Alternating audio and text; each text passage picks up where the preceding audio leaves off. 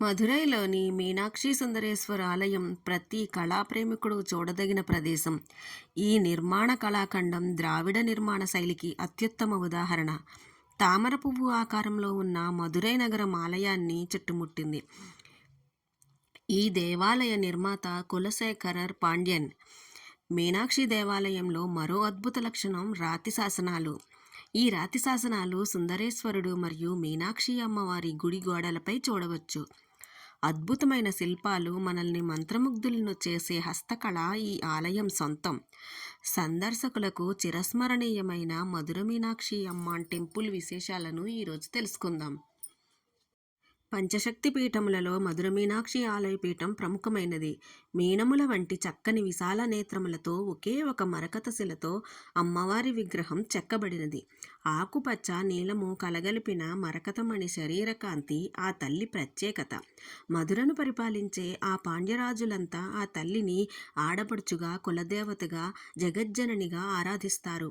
దేవీ భాగవత పురాణంలో మణిద్వీప వర్ణనల ఆ ఆలయాన్ని పాండ్యరాజులు రూపొందించారు. అంతటి సౌందర్యవరాశి చతుషష్ఠి కళానిలయమైన మీనాక్షి కూడా రాత్రివేళ తామస శక్తి స్వరూపిణిగా మారి ప్రాణిహింసకు పాల్పడుతున్నది.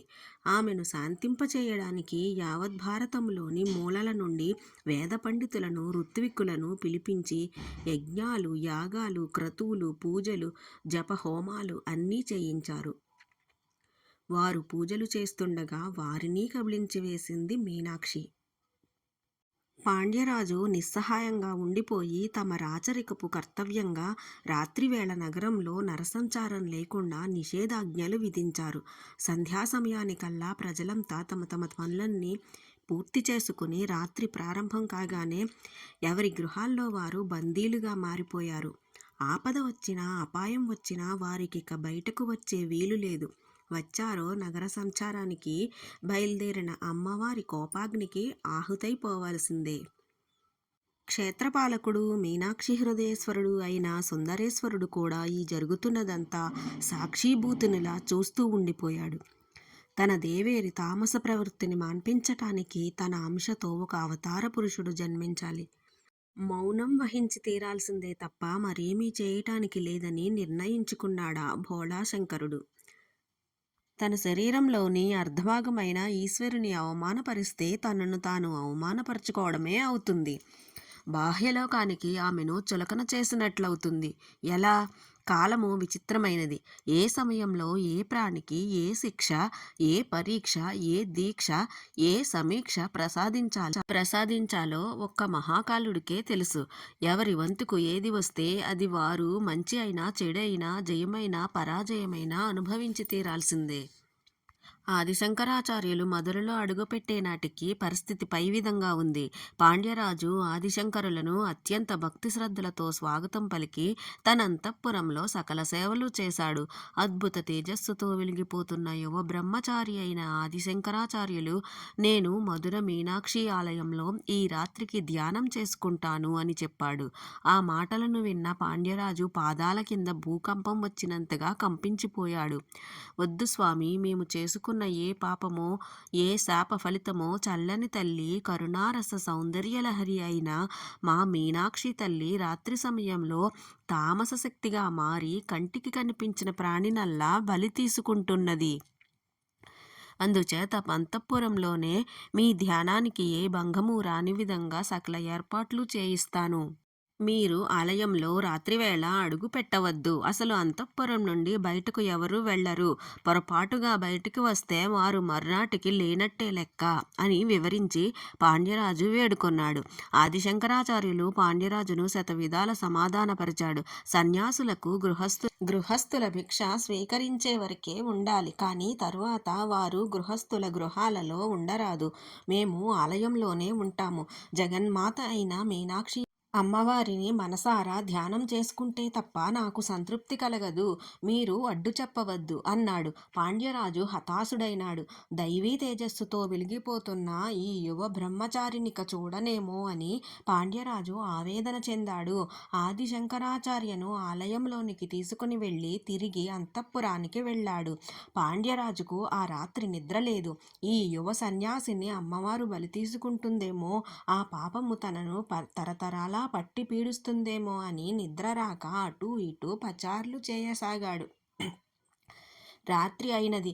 గర్భగుడికి ఎదురుగా ఉన్న విశాలమైన మండపంలో పద్మాసనము వేసుకుని ఆదిశంకరాచార్య ధ్యానంలో కూర్చుండిపోయాడు. మరకత శ్యామ అయిన ఆ తల్లి ఆయన మనోనేత్రాల ముందు ప్రత్యక్షమై బ్రుకుటి మధ్య నిలిచి సహస్రారములో ఆసీనురాలై చంద్రకాంతి వంటి వెలుగులతో సుధావర్షము కురిపిస్తున్నది. ఆ సమయంలోనే ఆలయంలోని గంటలన్నీ వాటంతటవే మ్రోగనారంభించాయి. ఆలయంలోని అన్ని వైపులా దీపారాధనలోని వెలుగులు దేదీప్యమానంగా వెలగసాగాయి. గర్భగుడిలో మరకతశిల అర్చామూర్తిలో చైతన్యం వచ్చి అమ్మవారు మెల్లగా పీఠం నుండి లేచి నిల్చున్నది.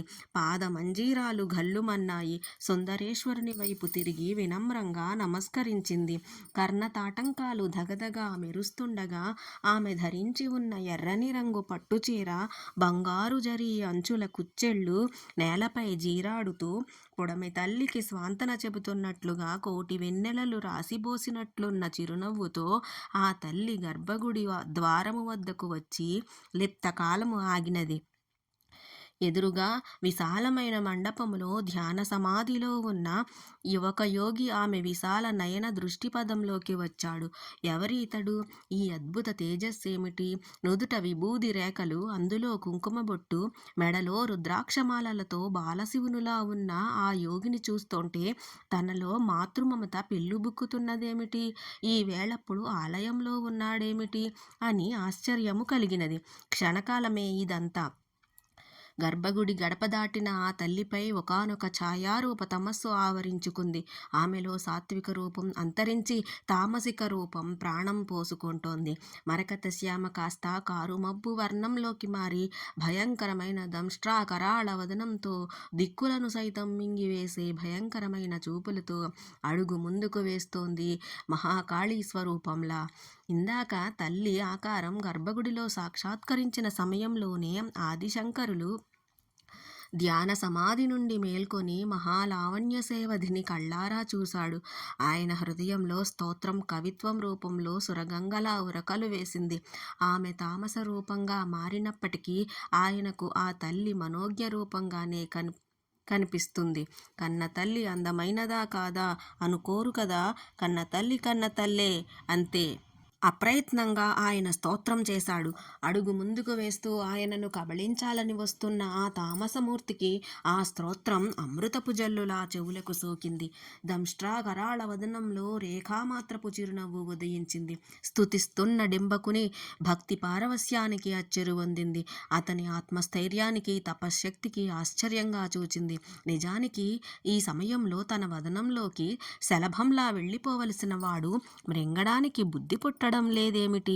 అర్ధనిమిళితాలైన కన్నులతో భక్తి పారవస్యంతో వజ్రాసనం వేసి కూర్చుని స్తోత్రం చేశాడా యువక యోగి పుంగవుడు.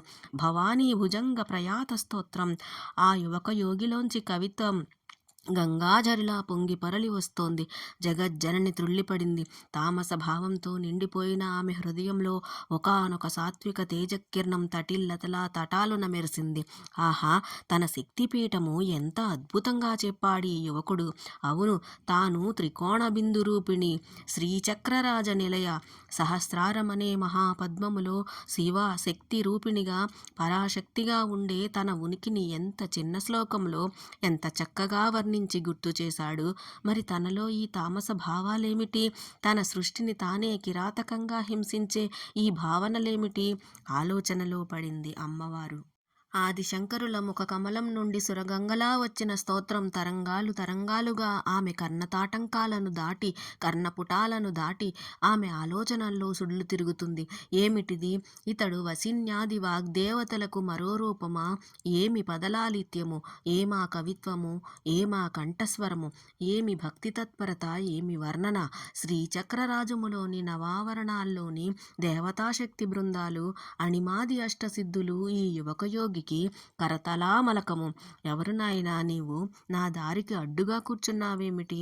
నేనీ సమయంలో సంహార కార్యక్రమం చేపట్టాను. నిన్ను చూచి నీ స్తోత్రానికి ముగ్ధురాలినై క్షణకాలము ఆగానంతే. నీవు తొలగు. నిజానికి నీవీ పాటికి నాకు ఆహారం కావలసిన వాడివి.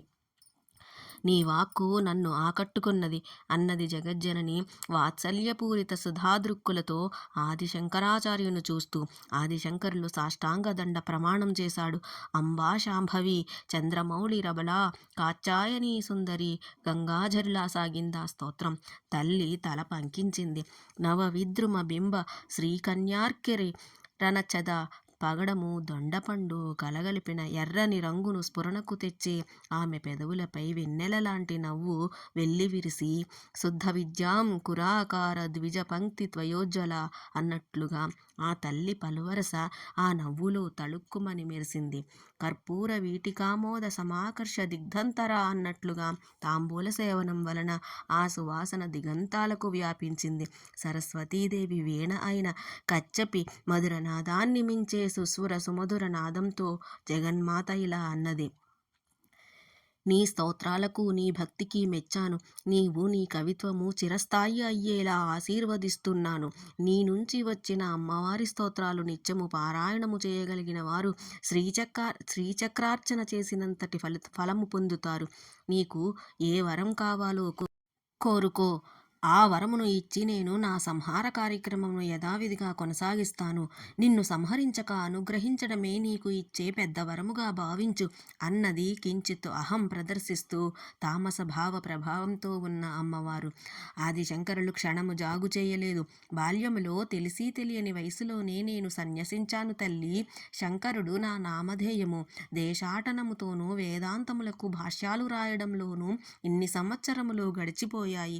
బాల్యావస్థ దాటిపోయి యవ్వనము వచ్చేసింది. ఇది కూడా ఎంతకాలం తల్లి?